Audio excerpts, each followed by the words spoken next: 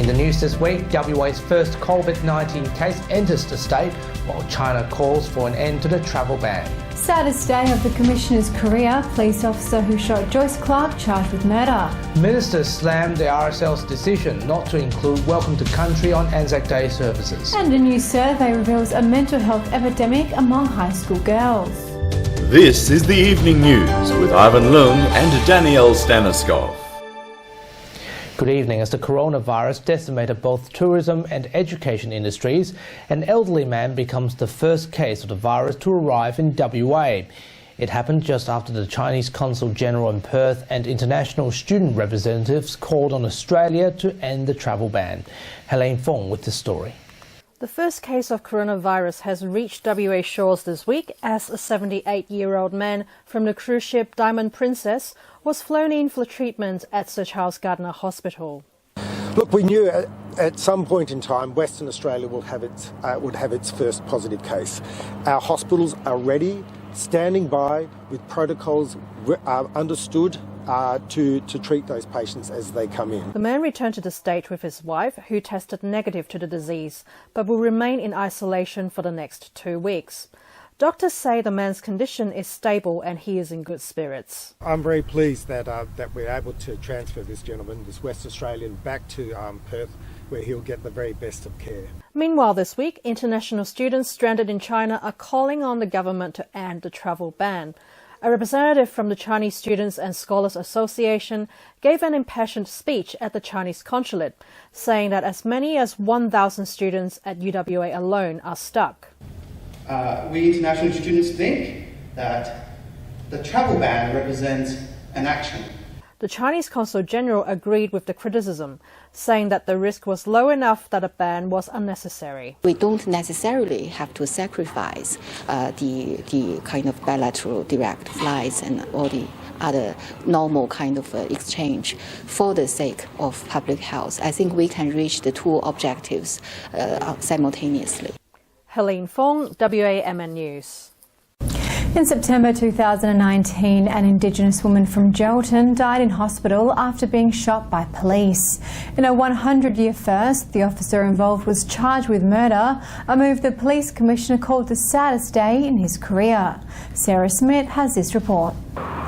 When Joyce Clarke died after being shot by a police officer in September last year, the Geraldton Indigenous community rallied, demanding to know why lethal force had been used.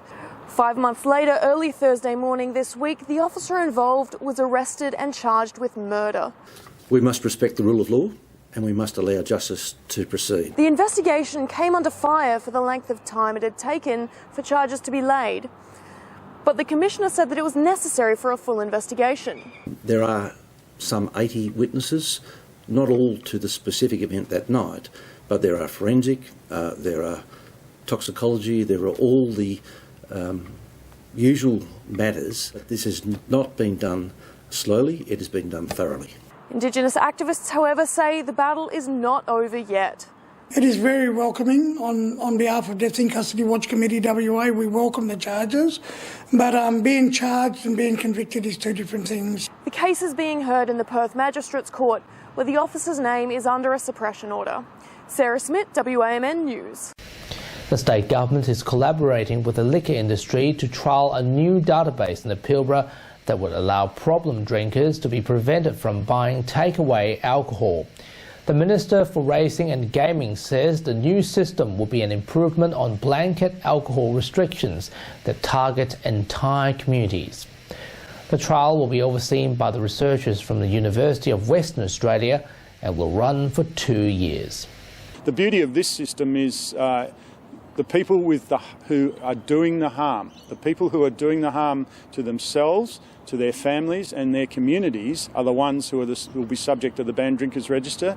The Returned and Services League WA came under fire this week over a policy which opposed Welcome to Country and RSL WA Anzac Day services.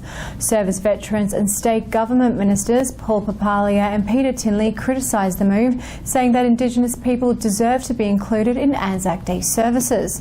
The RSL WA has denied reports that the Indigenous flag was also banned, but stands by their opposition to the Welcome to Country at Dawn services. As a veteran myself, and as an advocate, if you like, particularly in my public role as a Member of Parliament for inclusion of First Nation Australians, this really hurts. It's divisive to talk in terms of the way the RSL have justified the decision to ban a welcome to country just doesn't make sense to me. A new survey released this week by the Commissioner for Children and Youth has revealed that high school girls are faring worse than their male counterparts. The Speaking Out Survey 2019 found that 44% of female students says they did not feel good about themselves, compared to only 20% of male students. A number of females indicated to us that they don't feel they have parents that listen to them. The biggest way you overcome those sorts of issues, for male and female, is for parents to actually sit with their children and have a good conversation about how they're feeling. The 2020 election race is heating up in the United States, with the Democrats' candidates targeting former New York City Mayor Michael Bloomberg for spending millions on advertising campaigns. During the party's presidential candidate debate, Joe Biden, Bernie Sanders and Elizabeth Warren all target Mr. Bloomberg on matters of tax declarations and harassment claims. US President Donald Trump has reportedly promised to pardon WikiLeaks founder Julian Assange. But in an interesting twist, the White House denied a pardon in order to help with the Russian matter. The statement says the claims are a complete fabrication. Under the charges, if Julian Assange is found guilty, he will be facing up to 175 years in prison.